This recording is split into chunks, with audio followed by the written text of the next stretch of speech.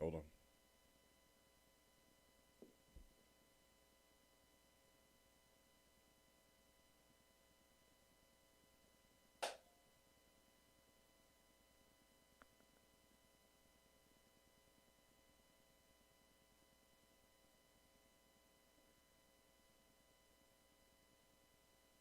There you go.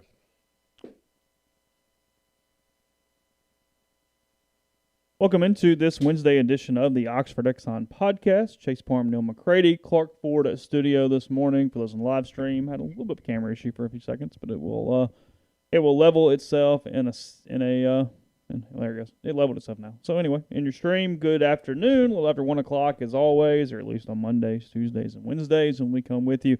Lane Kiffin was on the Zoom machine about an hour ago. I guess we'll discuss something from that, even though there was nothing necessarily newsworthy from it. Kermit Davis's second COVID test was positive, so he does have to isolate during the event next week, the Justin Reed Classic, to kick off the 2020-2021 season, and we'll see how that progresses, because the rules are going to make that very complicated to finish the season. But nonetheless, that and more on today's show is brought to you every single day by the Oxford Exxon Highway 6 West in Oxford.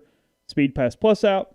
Take it, use it, download it, and it will be an efficient way to fill up right there at the pump. Don't have to go inside to pay. You can do that there at your vehicle and move on with your day. So it makes it easy. You also earn points. That ends up saving you money in the process, so why not do it? But again, Blue Sky locations throughout Mississippi.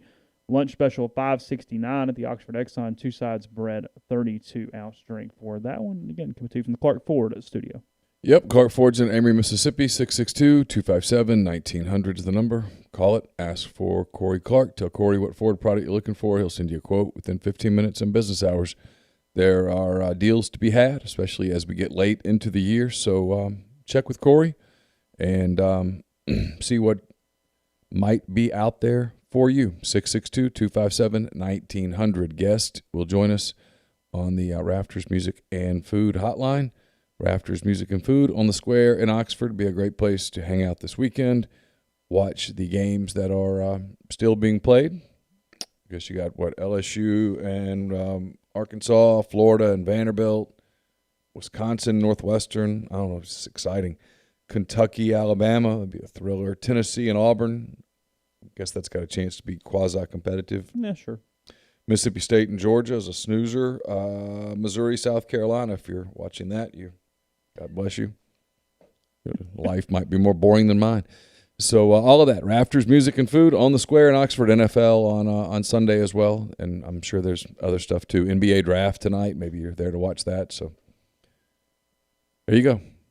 Yeah, if you're watching Missouri, South Carolina, that's the epitome of, hey, it's football. That's the only reason I'm watching, is that football is on my television and we are watching football. That's it. Yeah, if I'm because watching, on a snoozer game, at least you're getting one team that's competitive. Yeah, if I'm watching football at 6:30 on Saturday, and I highly doubt that I will be. If I am, I'll watch Bedlam. I'll watch Oklahoma State, Oklahoma. That's at least got a chance to be entertaining. Points and such, and Gundy and the whole deal. Two fairly decent teams. I mean, if I'm still watching at 6:30, well, I guess I might watch Tennessee and Auburn some. Like Mississippi State, Georgia, that has no appeal to me at all. That's a rough slate of games. There's some early games that are interesting. I mean, what time's Wisconsin? 2:30. Okay. So yeah, I'm at least interested in Ohio State, Indiana. Ohio State's going to win the game, but I want to see how that goes. I mean, I'm gonna put a brisket on the smoker early in the day, so I'll be outside. It's supposed to be a pretty day. I'll have a TV on out there. I'll flip around. I'll watch Indiana, Ohio State. I'll watch some of LSU, Arkansas, Wisconsin, Northwestern. I'll give them an opportunity. Then by 6, I probably will have hit the cooking channel, and I'll watch the marathon of Iron Chef America, which is my favorite show on television. How long will brisket take? What's typically? And it's like 10 hours. I know it takes as long as it takes. I understand that's the answer, but usually about 9. So what time do you get up? What do you oven on? What's your goal on eating it? I guess that's kind of the point. Try to have it ready by 7. Okay. So I'll put it on by 8, 9 o'clock. Just to make sure. Yeah, you always wrap it and just let it sit in the cooler. Not gonna do anything. Not gonna hurt it. Slice it up. Sandwiches. What's the deal? What's typically day one with it? Yeah. Usually just have it as an entree on day one, and then day two it's sandwiches, or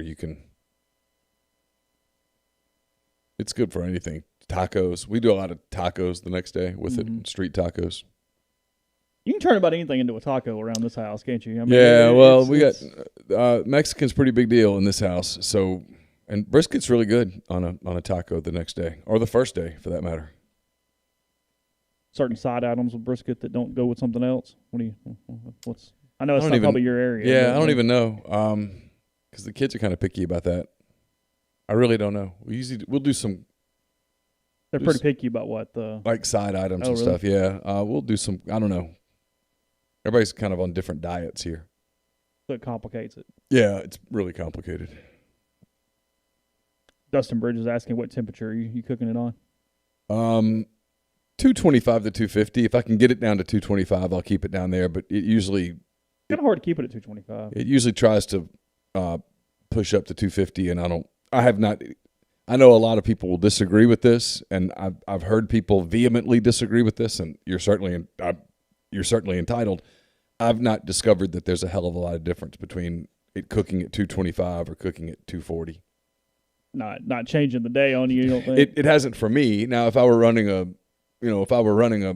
where precision is absolutely if I were in a cooking competition or something, it might be a different thing. Or if I were running a restaurant that the brisket was the end all be all, and I needed to be consistent every day, well, then I would want to have a very consistent temperature. But if that were the case, I'm not sure that I would go with the Big Green Egg. I probably would go with more of a Rectech or a Traeger or something like that. Or it's just fuel for people, and they go, hey, you throw some wood in and turn the temperature. You do it every day. Eventually, it'll be you get it down to this is just kind of what we do. Yeah, but they have precision smokers. I mean, those big smokehouses and that kind of thing. For what I'm doing, there's no one in What's the worst that's going to happen, really? Yeah, no one in this house is going to lose their mind about it. I mean, look, cooking at 241 as opposed to 226. Barbecue, low and slow. I mean, it's fairly foolproof if you follow the 2 or 3 main rules. It's really hard to screw it up. Yeah, just don't burn Some's it. better than others, but yeah, I'll do the indirect heat and go from there. Weasel says, sure, there's a difference about 45 minutes. I mean, that's probably about the truth there. Let's not carry some ADO stories to the live stream. You guys can discuss that on the message board. I assume the thread's still there. I'm probably good there. Let's see. As we said in the opening, Kermit Davis, second test positive, so he will not be in person at the Justin Reed Classic. We still have heard nothing, though, regarding contact tracing other than Kermit expecting the games to be played, correct? It's my understanding. Yeah. They've not issued a ton. There's something right here. Hold on. Oh, never mind. No, okay. There's a thread in the basketball beat thing about whether you're going to cover the games in person or not. Mm-hmm. I mean, I'm going to be honest here. I'm going to talk about this. I don't see any purpose. I'm going to at least try to cover them the way that I'm covering them from here. Because if I go in person... Is it still into a room Zoom like anything else? Yeah. Okay. There's no media room. Is basketball more important for flow of game in person? I don't know. I'm going to try a couple of games and see. I don't know. And if it looks like I need to, whatever. But you go so that you can talk to people before and after games. Well, if you can't go talk to people, I don't know why you're going. Maybe, to any extent. I mean, you can't see Keith Carter over there and go, hey, come holler. No, for a minute, of course like not. That kind of thing. No, I mean, that's so, am I going so I can watch the bench? Seriously. I mean, sometimes you watch the bench. Sure. I guess. I'm just going to play with it by ear for a little while.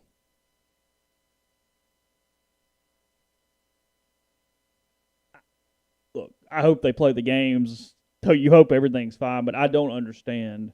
Given the football situation and how hard that has been on everything, I guess Arkansas, Sam Pittman, had happened too. I don't see how in basketball a coach gets it and there's not a contact trace issue.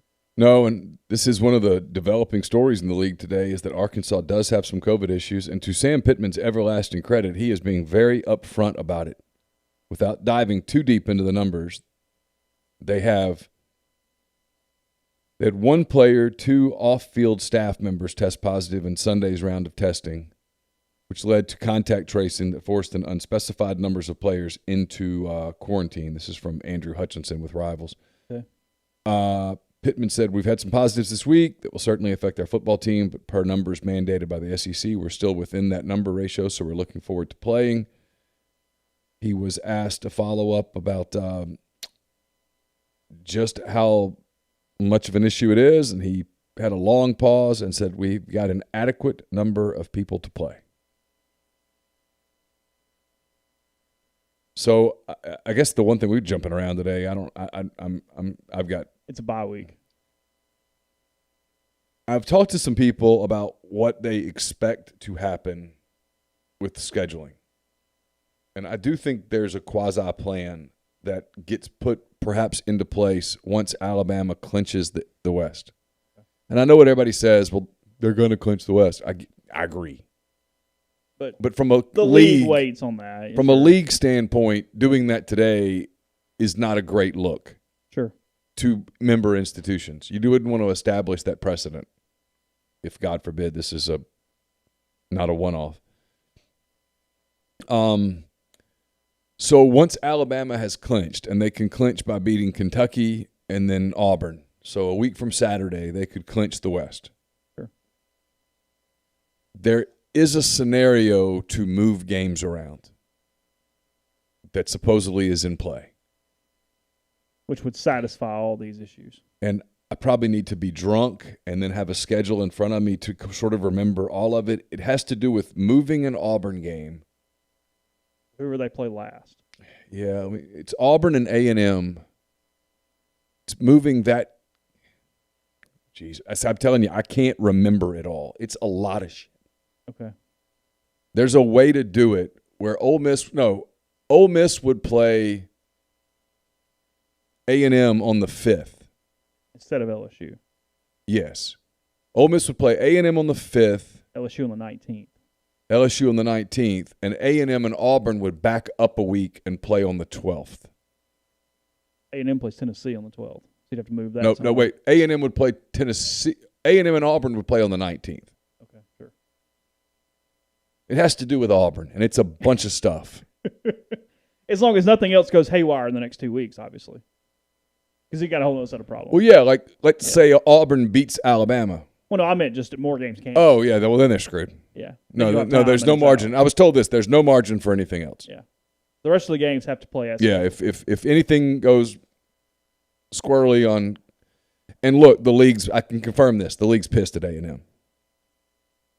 The league was pissed at LSU last week, and they're just as pissed at A&M this week.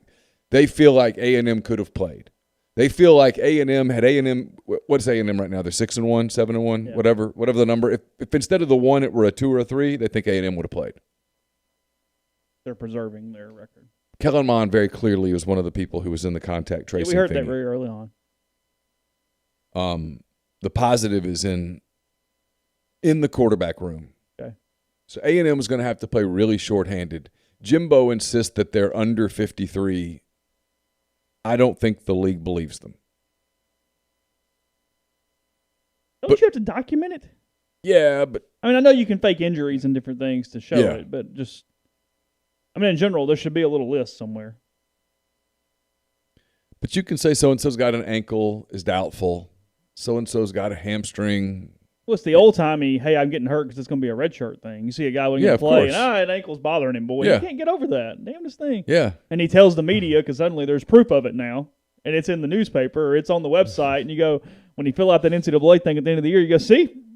Coach Jones said in week 3 that his ankle was bothering him. Couldn't get past that. Damnedest thing. Tuberville's the funniest thing in the world, man. I'll never forget it. Back you could play. It was after 4 weeks or whatever. Yeah.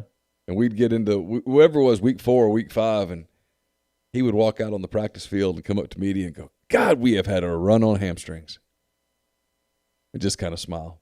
You know it's complete and utter crap. What are you gonna do? What am I gonna do? Go inspect the guy's hamstring? Go, okay. So he's not playing again. He's redshirting. Can't get over it. Lingering. Tough one. Ooh, boy. So I don't know. I've got to look at the schedule. I've got to pull it up. And if I were better prepared, I would have it up in front of me. But I think it's Auburn A&M can move to the 19th. Okay. Ole Miss could play A&M on the 5th. Let LSU and Alabama play on the 5th. Then Ole Miss plays A&M on the 19th. Alabama and Florida play in the title game. A&M plays Auburn on the 19th. And it seems like there's another game on the 19th. I don't know. I got dizzy listening to it. Okay. And I was on a Peloton at the time, so I was sweaty, and it was a weird conversation. Okay. Sounds good. We'll break down basketball season next week. That will not be a thing for today. Lane Kiffin did not say much. He said they were going to try to simulate essentially stress output, if it probably would be the way to put it, on Saturday that would simulate a game. That it's going to be a practice, that it's probably going to look more like a practice, but they were going to monitor the kids and try to put them through as close to a stress situation as a game as they can. They are keeping them in town for COVID reasons. Said that they 100% were clean on COVID this week, and they do not want to risk anything, so they're going to do checks on Friday, checks on Sunday, and practice on Saturday to make sure no one leaves campus over the course of the weekend. So, because I'm assuming the same thing would happen, which they get tested anyway, so it wouldn't matter. Oh, never mind. Because it mentioned in baseball, they talked about how you got to get tested after 3 days, but football's getting tested 3 times a week, so same difference. Wouldn't matter. Speaking of baseball, put up some things from Mike Bianco's press conference yesterday, that up at rebelgrove.com, 5 different things. We looked at Derek Diamond's health, Ole Miss baseball's COVID situation. We looked at what they were able to do in the fall compared to past seasons from a practice standpoint, from an at-bat standpoint, just getting enough in despite the pause and the shortened spring and all what they were able to accomplish. Kevin Graham and Greer Holston were the headlines of that, so that's up at rebelgrove.com. In the meantime, Lane, he mentioned he was asked about Mississippi State a pretty good bit today. It felt early. We're still 10 days out. Yeah, I just couldn't get myself into that. It did not feel like the Egg Bowl question day, but it was. I checked myself out of that Zoom call. I mean, I stayed in it, but I recorded it. But this is going to sound more like a criticism than I mean it, because I really don't necessarily mean it like a criticism. It was, there's nothing else to write about, so let's ask an Egg Bowl question and hope Lane says something funny. Because that's a story. You know what I mean? Yeah, maybe so. It was hey, let's ask about Mike Leach and see what was said and then take it from there. I've hit the point in the season where it's hard for me to even write about a game until I know that game's being played. Well, that's probably pretty fair. Like, State has no margin for error, apparently, for any COVID stuff. So if they have any sort of a COVID thing that happens to them Sunday, Monday, they're in trouble.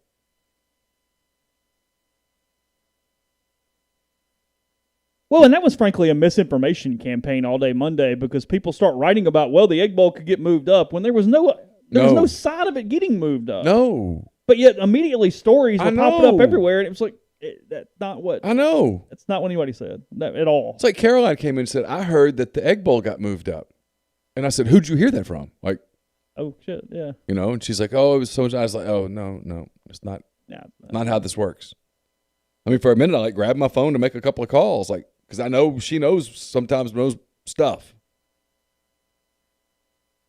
Keith merely said, well, that would be one possibility if some things went haywire, essentially. And that was it. Yeah. Kind of moved on with the day, and it was whatever. It would only happen if Georgia had a COVID breakout by Monday. By Monday night, yeah. Not Thursday. That's like today, there were people, well, if Arkansas can't play, I'm like, no, they're not going to risk. They're not. It's too late now. I mean, the Pac-12 got it done, but it's too late. They did, but they moved it to Sunday. And they were already changing now. Hey, you can play non-conference games. Just play some people, whatever. It's so stupid. The Pac-12, the beacon of flexibility, so I understand that. They go out of their way to make sure everybody's able to get their things in. I'll tell you one thing: if you're gambling and you're betting on this Arkansas LSU game, you are crazy. Because there's rumors of a bunch of people out for both teams in that game, and nobody's being specific about who it is. What's the line? The line is just like 1 or 2 points, but if you're touching that, you're an idiot. Or you know something. Who are you picking? I think I picked LSU. Did you? Yeah. I mean, I'll cheer for Arkansas. In large part because LSU's disgusting right now. Well, there's no doubt about that. LSU has that Baylor stench to them all of a sudden. And I admire what Pittman's doing. I mean, he's basically admitting, hey, look, they could chicken their way out of this. And no one would say a word. They're not. Play the game. They're not. They're on schedule. Look, the 3 schools that the entire season haven't batted an eye, 4 schools: Alabama, South Carolina, Arkansas, and Ole Miss. Yeah. No, we're just playing. Whatever. Just come play. Whatever we got, we'll take it out there and we'll see how it goes. Yeah. Team fight. I mean, apparently Arkansas could weasel out of it if they wanted to, but they're not going to. If they have 53, they're going to play. And they should play. Of course. But a week ago, LSU weaseled. Well, there's no doubt. And so if Arkansas weaseled, I'd be like, well, what's good for the goose? Yeah. Sorry, Tigers. I mean, look, they're not minimizing the whipping that they're going to get eventually when they play Alabama. If anything, they're getting more pissed off. No, I'm in on that. I mean, now I was like, I feel sorry for some now of you're ducking. Yeah, I feel sorry for some of the kids, but it's going to get ugly. You'll lay the 30. Oh, yeah, I'd lay whatever. No joke. I might lay 40. I promise you Nick Saban will know the line. You think so? Are you kidding?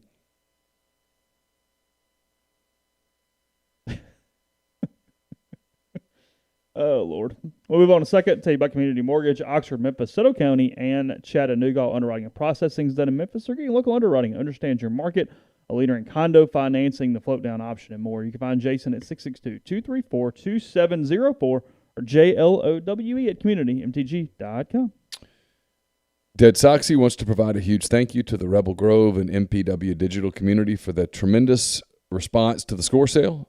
Undoubtedly, the benefit of a high score brought many of you who were on the fence to take action and give the product a try. They trust that you will be more than satisfied with your decision. Look forward to a lasting relationship as your new favorite sock brand. Additionally, they want to thank the many returning customers who utilized this one-of-a-kind event to stock up.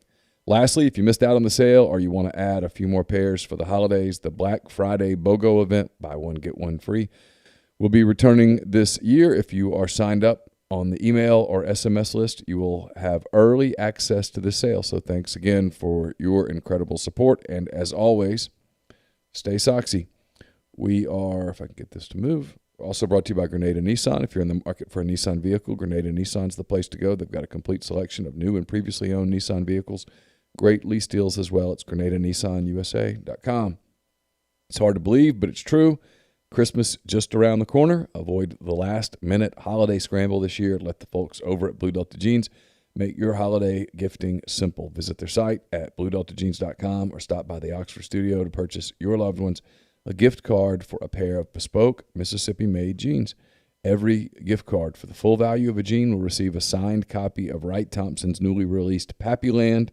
It's the story of Julian Van Winkle III, the third-generation head of the whiskey brand known as Pappy Van Winkle. Signed copies of Pappyland are limited, so don't wait. And with fall upon us, now's a great time to start preparing for colder weather. No one wants to come home, find out their heating system isn't working. Our friends over at Comer Heating and Air have you covered. Comer Heating and Air is the name you can trust. Brings more than 50 years of professional HVAC experience to Oxford, Tupelo, and the surrounding areas. Comer Heating and Air is offering a special fall preventative maintenance agreement to make sure your heating system is running in tip-top shape. So make sure Comer Heating and Air, give them a call, 662-801-1777 for all of your heating and cooling needs. Wayne putting a picture out today on our video out on Facebook, on Twitter, Twitter 45 minutes ago with Elijah Moore playing DB as well, so he can do everything. Oh, I would think he'd be from practice there. He could be a DB. I would think he could play DB for sure. Not sure I'd do that if I were them, but let's bubble wrap him and just tell him to go sit down. This late in the year, you might just decide to have some fun with it. Throw him out there and see what happens. You might want to. It could be a recruiting tool. Look, you move pretty well over there. As you said the other day, everything he does is with an eye towards recruiting. It's all on look. You know, I mean, Elijah's not coming back.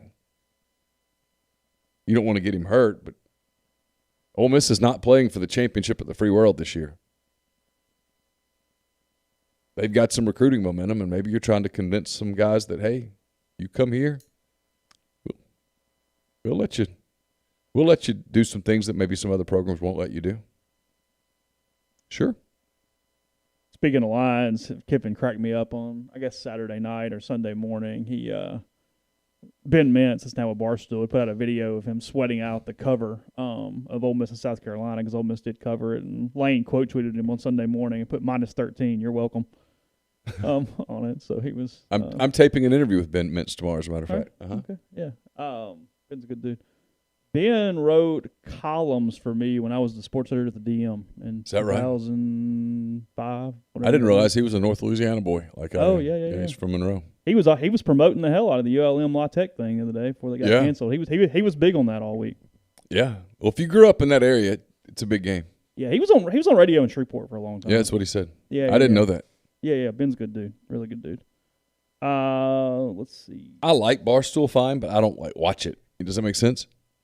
I watch some of their videos and stuff because some of their videos are kind of funny, but it's by personality. Like anything else. I mean, any network that's that large, there are shows I like, there's shows I don't like, there's people I like, there's people I don't like. I mean, you can kind of find wherever you want. You can find a lot of really juvenile stuff. It'll turn a lot of people off, and you'll find some pretty damn smart stuff too. Yeah. I mean, you got to kind of look for it and know what it is that you're. I like Portnoy a lot. You do kind of have a thing with Portnoy. I like him a lot. He thinks a lot like I think.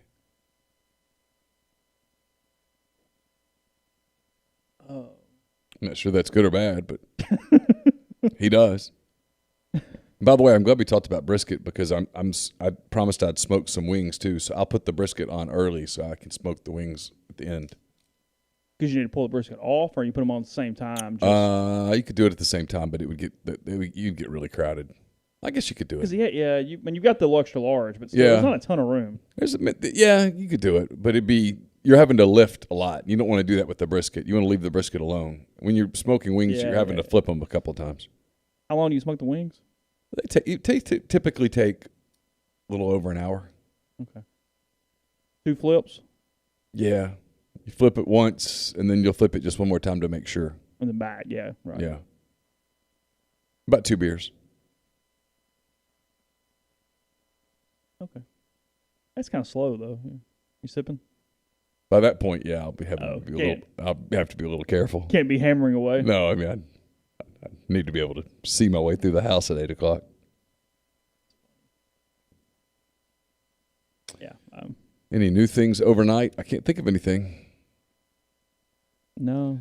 Yeah, they want us to talk. Listen, here's the thing about recruiting is we've always had this policy. Number one, I don't like to make recruiting super dramatic because I get kind of irritated with the people that do. And then number two, I don't like giving it away on a podcast.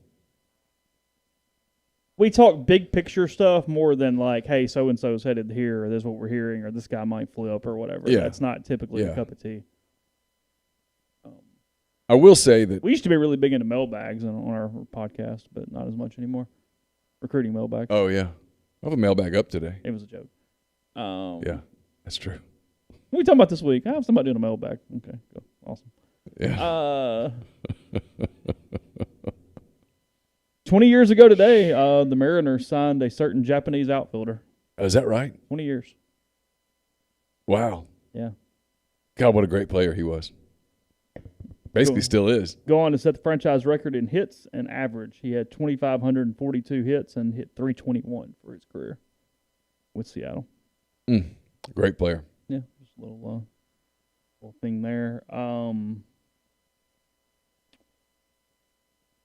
Nathan Pickering, the Mississippi State player, has opted out of the 2020 season. See, their numbers are getting low. They're losing dudes now. South Carolina's numbers are really low.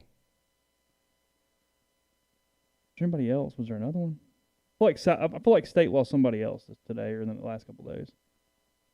I'm looking through. I know it's bad pod, but I was trying to find a name. Justin Herbert. You would think a rookie quarterback with all of that money. That was rough, wasn't it? Could get A, a better haircut than that, and B, could do a little bit more in terms of his skincare. I didn't notice the skincare. Where's he at? Am I looking at that wrong? It's Daniel R. Popper.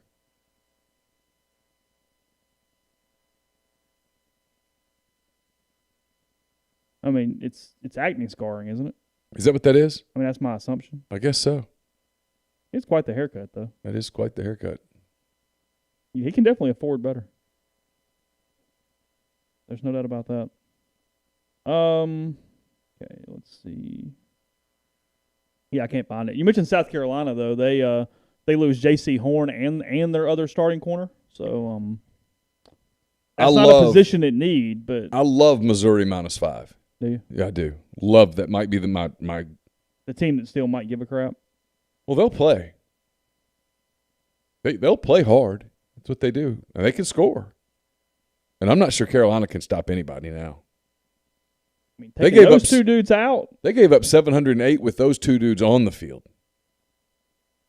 Now, Ole Miss essentially not throwing to the outside because of J.C. Horn. I mean, Missouri's offense is not as good as Ole Miss's, but it's good. I mean, that quarterback's not as good as Corral, but he's solid. I still can't think of his name. Whatever. Bazella, something like that. I don't know. Sure. Whatever. Not Drew Lock. No. Yeah, everybody talked about Matt's. It was one of the more like. Not my boy, Drew. I came around to him a little bit. He was rough for a while, but he got beat out on the bobblehead by Ed Oliver, though, and I just kind of. Yeah. Ed's got the best bobblehead back there, and his horse. Where's Ed Oliver now? Who's he play for? I don't know. I do like Ed and the horse. That's a really good bobblehead. Oh, it's a great bobblehead. I had to work for this one. Who'd you have to contact for that? People at Houston. Well, you just asked for it, didn't you? Yeah. Told him I was a Heisman voter. Oh, is that what did it? Yeah. There's no bobbleheads this year. He's a Buffalo Bill. Oh, is he? Yeah. Oh, good. No bobbleheads this year. I hadn't gotten a single one. I've seen no Heisman packages this year, have you? No, it's pathetic. They need to get better. I mean, there's still competition here. You got to schmooze people. Yeah, he is a. In fact, today's the first day that I even got any mention of Heisman stuff. Like it hadn't even been a conversation. You mentioned this at the very opening, and now this is not my category anyway. But this is the least talked about NBA draft in history. Yeah, for no sure. one is talking. I mean, there's no media being spent on tonight whatsoever. Well, some of it is because it's a weak draft. Next year's draft will be huge because there's like 7 or 8 impact guys in the draft. This draft doesn't have one sure thing. Really? Yeah. What happened? Why is this year so whatever? I don't know. But, I mean, like, Anthony Edwards is probably going number 1. Good player. But number 1? Yes, I mean, and Edwards is good. And, I mean, if you told me that Edwards had a pretty solid NBA career, I'd buy it. But if you told me he was a total disaster, I'd buy that too. So a year where really you don't want the number 1 pick. Oh, no. No, Minnesota's going to trade it. Get out of there. Yeah. They're going to trade it probably to Charlotte. They're going to probably trade from 1 to 3. And then they're probably going to try to trade the hell out of 3. Because 3 is LaMelo Ball. Who's 2? Probably Wiseman. Ball's not going 1. Probably not. And he's got a chance to be a really good player. Some people think he's going to be a star, but some people think, And not because of his dad and all that, just because his shot's really inconsistent. He's long, 6'7", plays longer than that, can really pass, can distribute, is a smart player, but his shot's just kind of there. Not exactly a ringing endorsement. No, well, there's not a ringing endorsement in the whole thing. I think the best player in the draft, if you had, but it would be such a reach, is the Okoro kid at Auburn. But you take him number 1, and then he ends up just being a solid NBA player, a Draymond Green. And you're an idiot. Yeah. And then Edwards ends up being Bradley Beal. You're an idiot. Yeah. It's some news out of New York today. The Giants fired their offensive line coach, Mark Colombo, following what ESPN called a nasty verbal confrontation. However, apparently some said punches were thrown between he and head coach Joe Judge today. There were reports that punches were thrown. Yes. Now, I will say this. That guy, that offensive line coach for the Giants, is as big as a house. So if he threw too many punches, especially if any of them landed, Judge has some we would know. proof. Yeah. I mean, how the hell does that happen? And I mean, I understand the basic answer, but I guess they had a disagreement. All right, I got distracted on something. This is more interesting. More interesting than punches being thrown in NFL practice between coaches today? I can top it. Go ahead. The official Instagram account of Pope Francis Okay. liked an Instagram model's schoolgirl outfit photo. This according to the Catholic news agency. The Vatican has now launched a probe to get to the bottom of a controversy that has left a lot of people wondering. The photo in question is of Brazilian Instagram star / Twitch streamer Natalia Garabato. Okay. In the photo, Miss Garabato appears to be in between classes at a community college. She writes, "My mom may hate my ass pics, but the Pope be double tapping. At least I'm going to heaven," she added. The Pope's account liked the tweet, the Instagram. The news agency does not say whether the Pope has access to his official account on a Pope phone or if he even knows what he's double tapping. Well, you can't stumble on it, though, can you? I mean,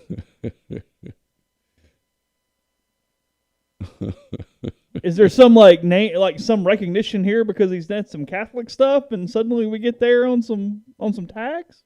I don't know. I'm going through her Instagram now.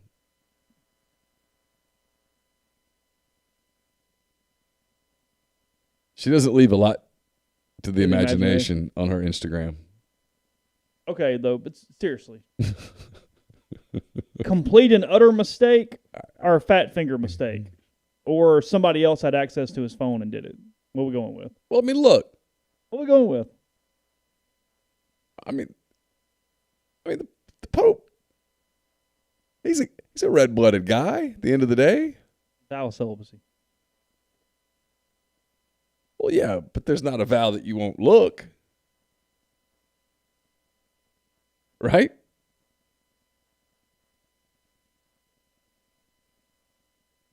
She doesn't seem like she'd be his type, but maybe the schoolgirl thing is. God.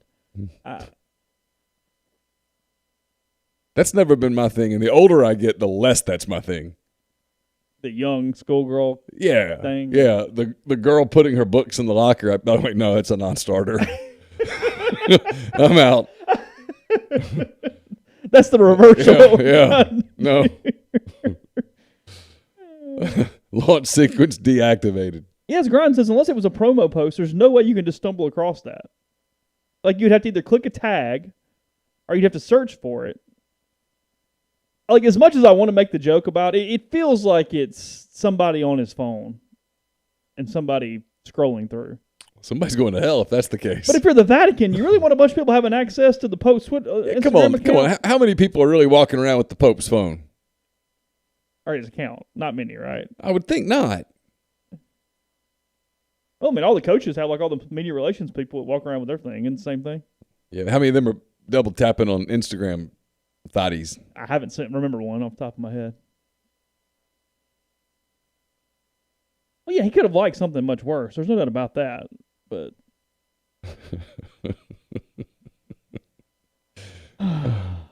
she is thick. She's thick. I refuse to look. No, out. I'm gonna let the Pope have his moment. I'm good.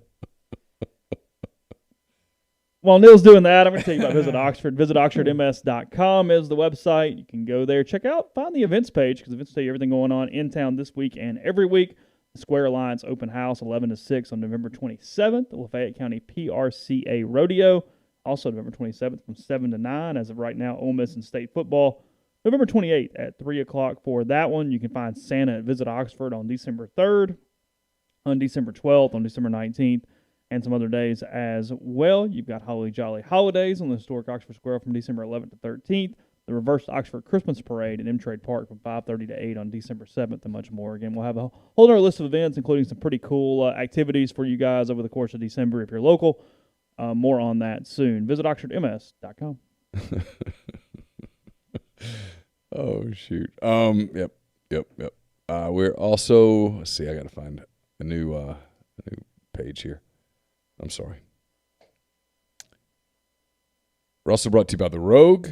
The Rogue is your place for fine men's clothing. They stylish hand-select pieces from top designers, from work to lifestyle to nightlife. There's the perfect something for everyone. They also have the latest in Duckhead. It's the return of this icon brand remains true to its roots by producing garments of enduring quality, timeless style. So come by The Rogue. Welcome back this American icon. Join the revival. It's therogue.com or 4450 I-55 North in Jackson. We're also brought to you by Heritage Properties. Heritage Properties is home to 3 communities in Oxford: Faulkner Flats, Cambridge Station, and Lexington Point, all 3 multifamily housing. They all offer on-site management and maintenance. They're pet-friendly, and they offer short-term leases. Cambridge Station has renovated 2-bedroom, 2-bath apartment homes 5 minutes from campus with multiple amenities, including free cable and internet. They're currently offering as a single occupancy special. So contact live at cambridgestationapts.com for more details. We are also brought to you by Meadowbrook Wealth Advisors of Raymond James. It's a team in Jackson providing planning and investment guidance to clients across the state and the surrounding areas. Financial advisors Bill Geary, Logan Phillips, Chris Carrero, and Ryan Geary are partners with a commitment to personalized service. Call them at 601-368-2215. See if they might be a good fit for your financial goals. Raymond James and Associates Incorporated, member New York Stock Exchange, SIPC.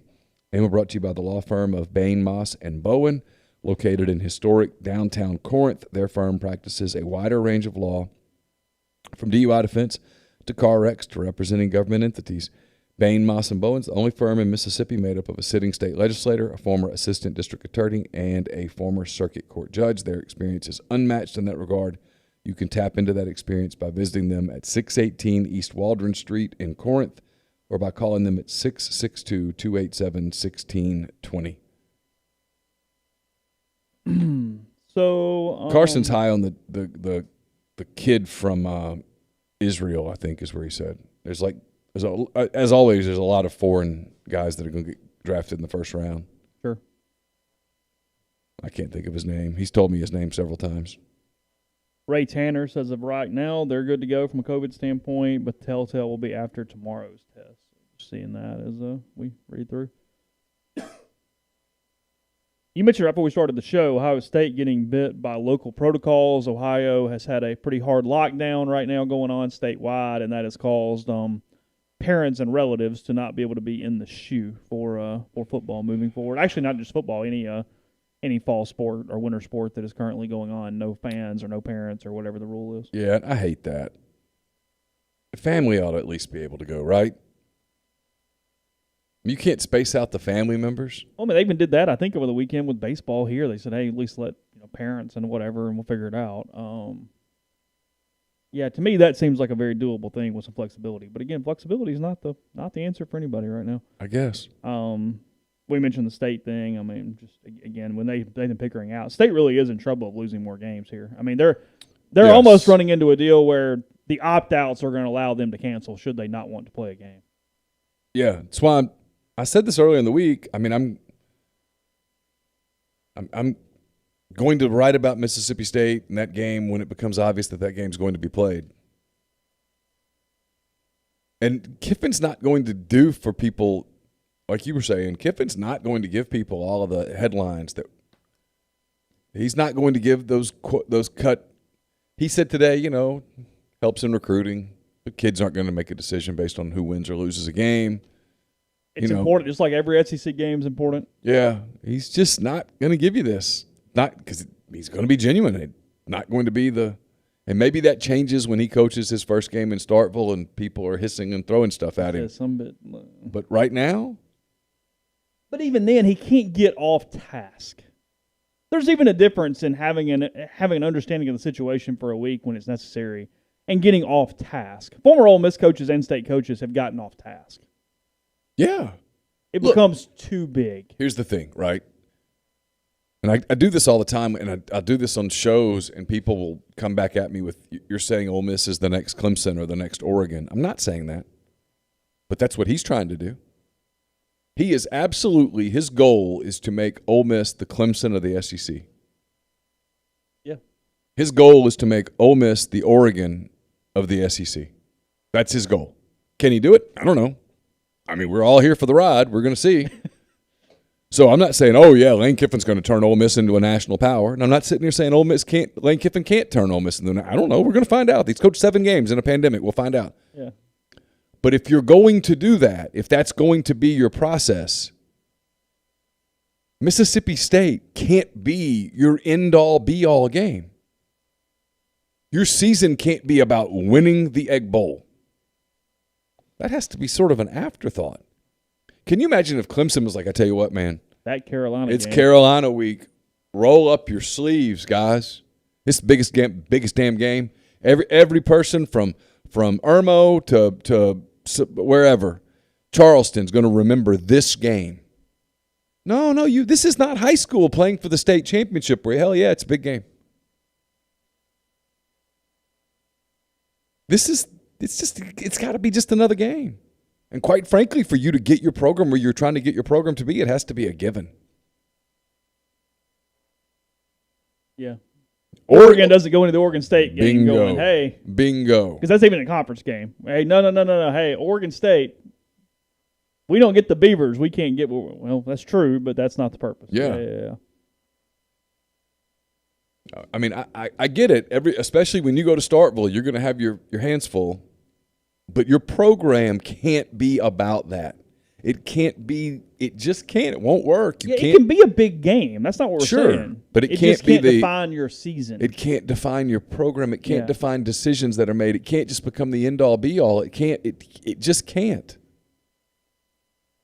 If you want to make it big here, the games that are big here have to be, frankly, you got to get to a place where when you're playing Alabama, when you're playing Auburn, when you're playing LSU, that they're going, oh, here comes Ole Miss, big game. You can't be an afterthought for them. And State's got to become an afterthought for you.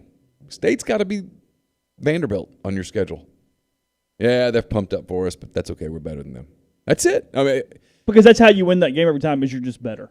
You know what I mean? Like where, hey, you just execute. That stuff's cute, but have a better team. This will lead to 3 threads over there about me saying, I'm not saying they can get to that place. I'm not saying they can't, but I'm saying that's the goal. And if that's going to be your goal, then you have to start now.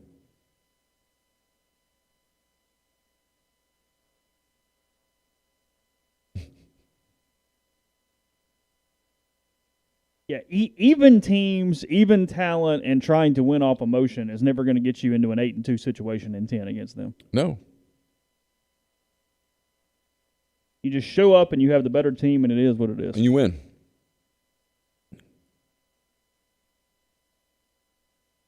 That's it. You've got to beat them on the kids inside the state that you care about. It is kind of interesting right now with it not being the last game of the season. It does create a little different deal, even in a pandemic. In many ways, it helps do what I've been saying they should do for a long time. But in some way, Lane doesn't even want to give the satisfaction of not taking the trophy, probably. You know what I mean? There's almost a counter. Yeah. Hey, we care about you so much that we're doing something gimmicky and telling you we don't. Could they take it and then send it to Jackson? Here you go, guys. Oh, the Hall of Fame? Yeah. Yeah, if we have it, y'all just take it. Yeah, y'all take it. If we lose it, they can do it. If they want to go get it, they can. Whoever's in charge now, it's not Rick anymore, but whomever. Hey, Rick, here's a trophy. Yeah. Here you go. You got a display on this game, right? And the thing. We had someone polish it and everything. Here you go. That from Israel is Denny Avdija. Sure. From Tel Aviv. Okay. 6'8", 210, 19-year-old. Carson's high on it. Carson has watched film on all these guys. Has he really? Oh, yeah. Seriously? Seriously, Carson loves basketball. I mean, he's been talking about the draft a bunch.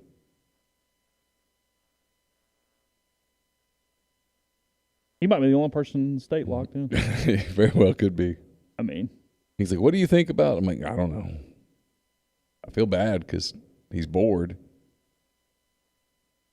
You mentioned nobody really knows about sure things or whatever. I just saw earlier today, Dan Wyke had a big story on LaMelo Ball and little hook or whatever was he doesn't give a shit about defense. One scout said he's more of a performer than a basketball player, and others say he's the most talented player in the draft. Who knows? Yeah. Ultra adaptable, and it is what it is. Two different NBA people that I really trust. One thinks he's the next big superstar, and one thinks he's a total bust. And I cannot remember that sort of dichotomy of opinion from respected opinions at the top of a draft, ever. No, that's an interesting difference. Supposedly, this kid from Serbia, Aleksev Pokasevsky or whatever, 7-footer, he's only 18. There's a lot of people that really like him. Think he's a potential impact player in 2 or 3 years.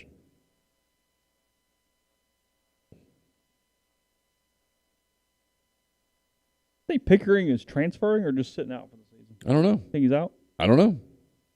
Just sophomore. Here's the thing about and Lane sort of this got buried because I was so checked out that I didn't follow up on it. I should have. He said this, there's this sense that this transfer portal is going to go wild because it's going to pass in January, and it is, but I don't think kids are going to be able to actually go until as late as August. So it won't be that immediate pow. Or it might be insane in August, but you're not going to have guys. But God, can you imagine that in August? No, and so how does and then how do you make recruiting decisions? Because if you don't have the scholarships open. If that's the same calendar for every sport, it eliminates something I was talking to a baseball coach about the other day was at the Power 5 level. They were talking about if this happens, like you said, December, January, where you could get guys in for this season, right, that you would have a run on every 4-seed ace in the country. That like those, the Chris Sales of the world and that kind of guy. Oh, sure. Suddenly every Power 5 team's going, hey, come on, you're my Saturday starter, you're my Sunday starter right now, and said you would just pillage those 3 and 4. But you'd have to have available scholarships, right? Yes, but they've given them just enough leeway to do some weird stuff because of the COVID pandemic. Stuff that you've got a little more ability and flexibility for some of that. It's the weird stuff. It's one of the things I really like about Lane is he'll use the words "I don't know," which I appreciate. Mm-hmm. Because he doesn't know. He hadn't been through this before. They're guessing a little bit what it's going to look like, what it is they're going to do. I just don't know. I mean, I've heard basketball transfer rumors already. I think that's going to be an absolute circus in the summer. When is that? Summer? It's going to pass in January. But, I don't think you can transfer. That's one of the reasons I don't think you're going to be allowed to transfer until summer. Okay.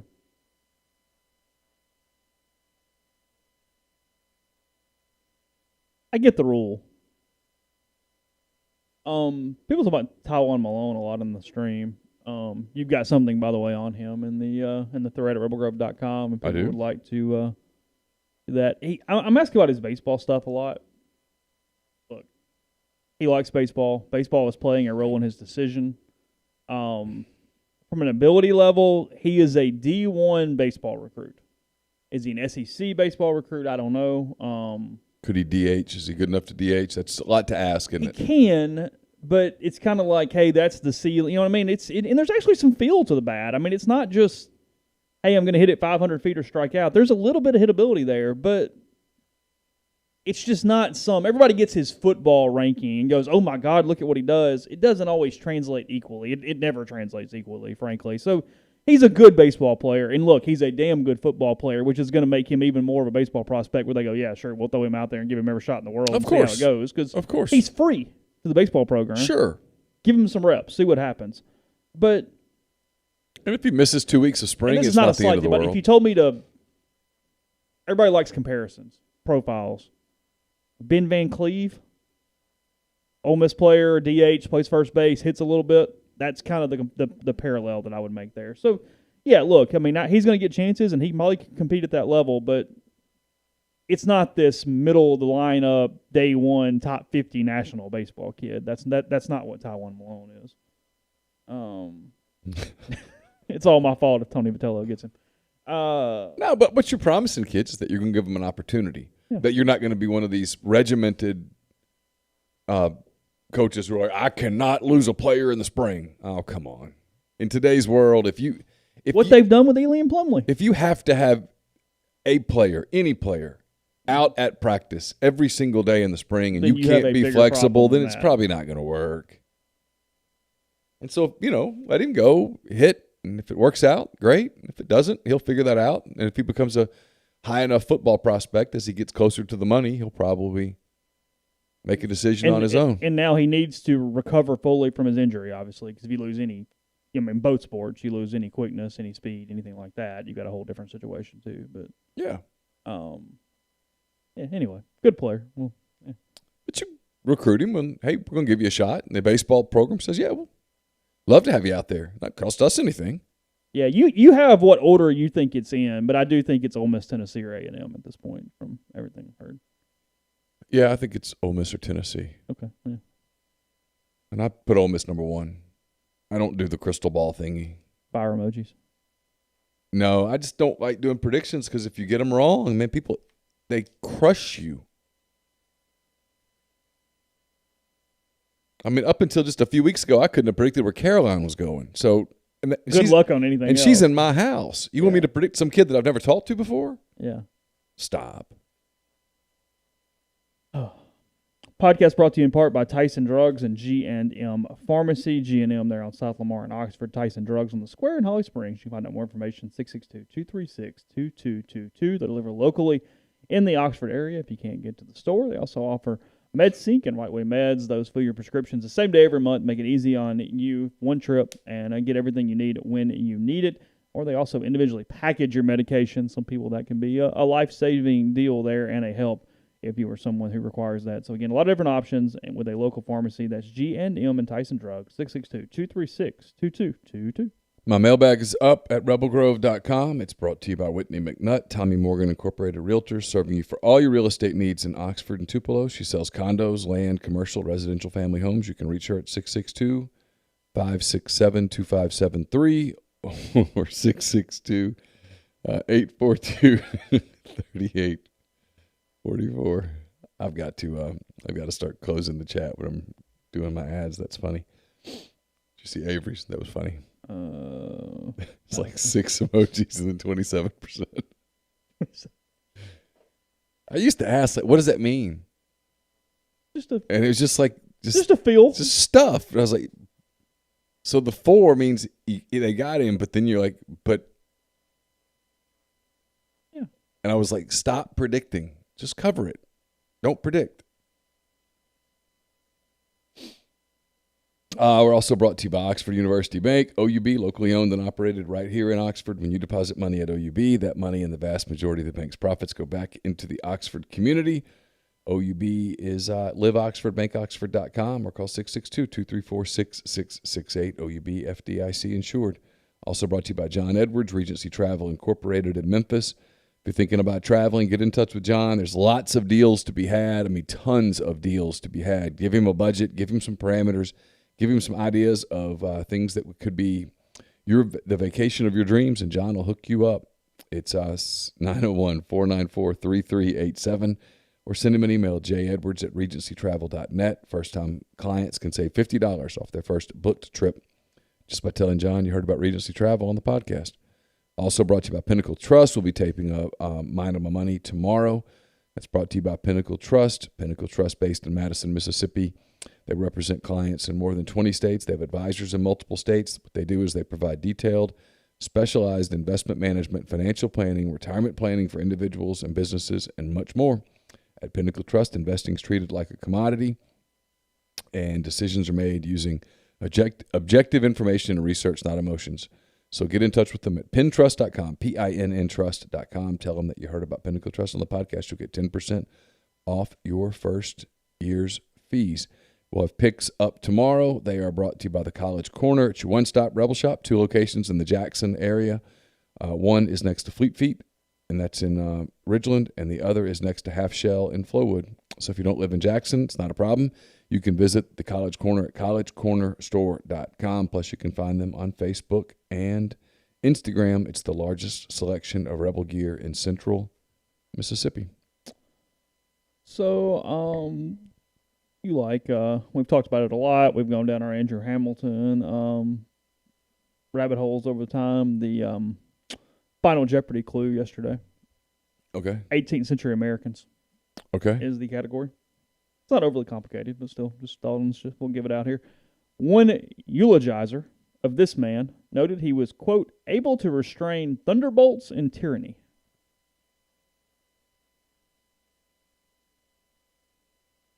Able to restrain, Benjamin Franklin. Yeah, some people said Edison, but it was obvious Franklin, Kite, and all that kind of thing. I thought that was incredibly easy for a Final Jeopardy question in that category. Yeah. That seemed really simple to me. I just had to think about it for a minute. Yeah, a little tougher one today. The category country name origins.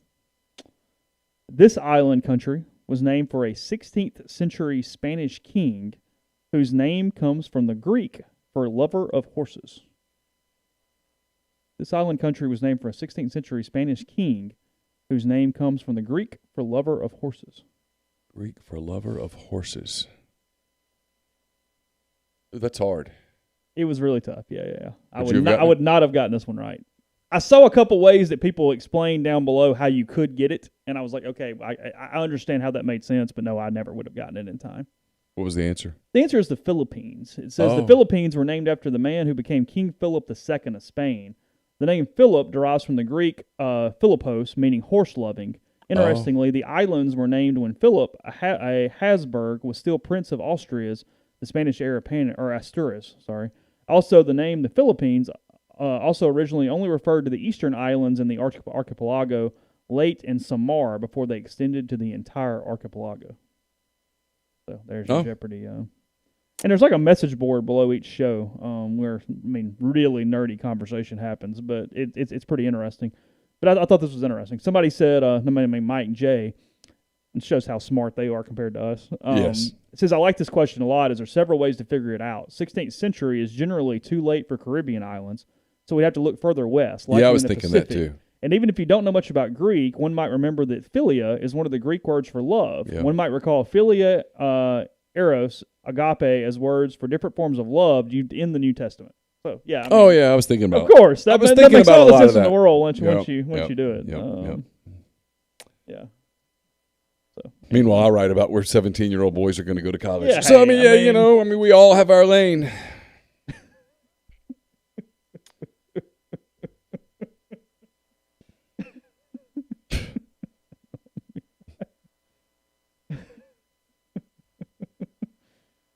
Oh, gosh.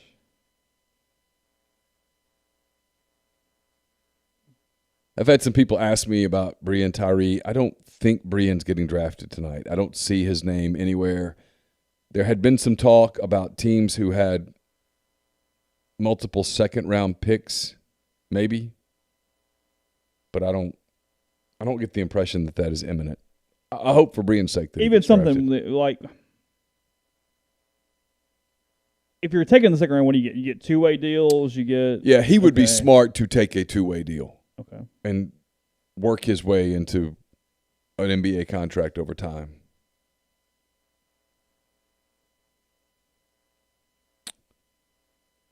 He was hurt by the pandemic hurt him because it prevented him from doing anything in the off season in front of people. That's true. It hurt about other people. Do what? It hurt a lot of people.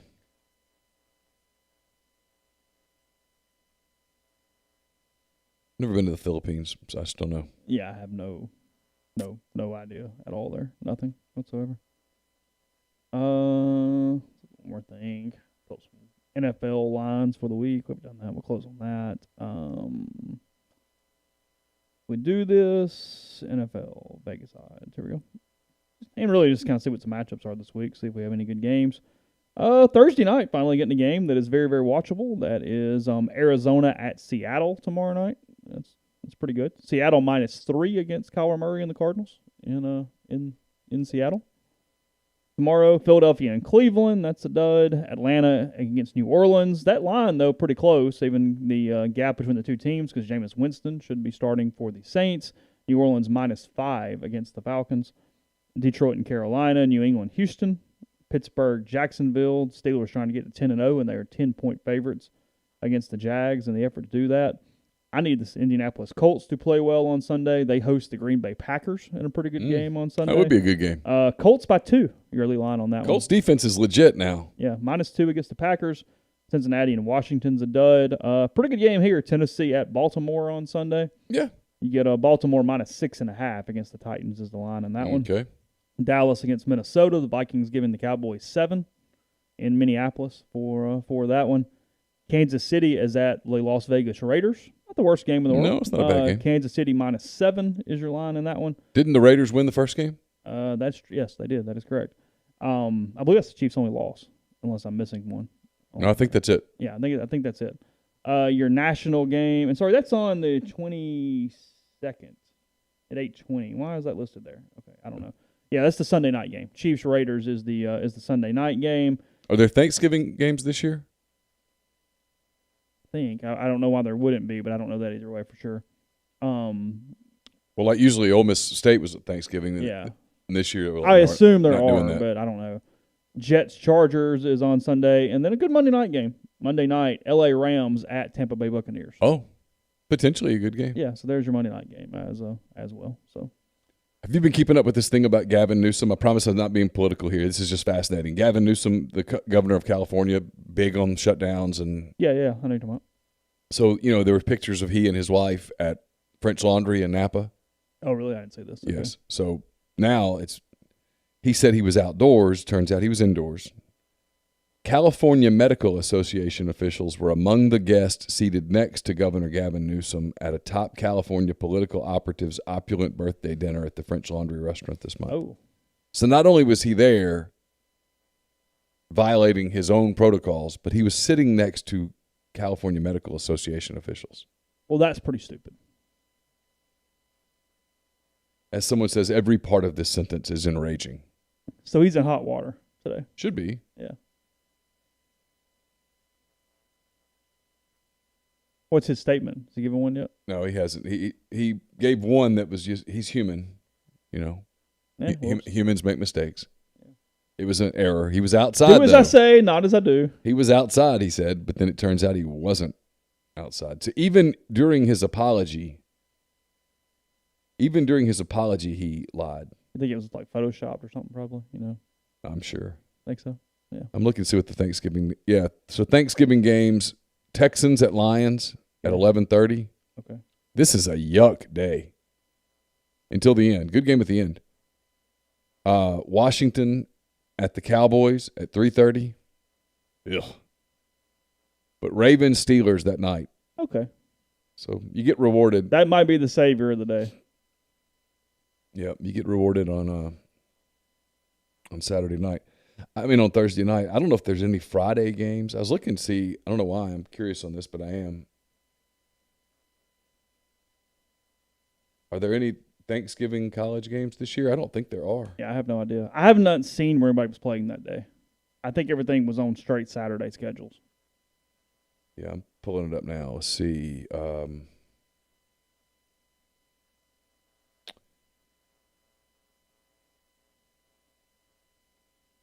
Yeah, I don't see games. Might be, but if there are, I can't find them.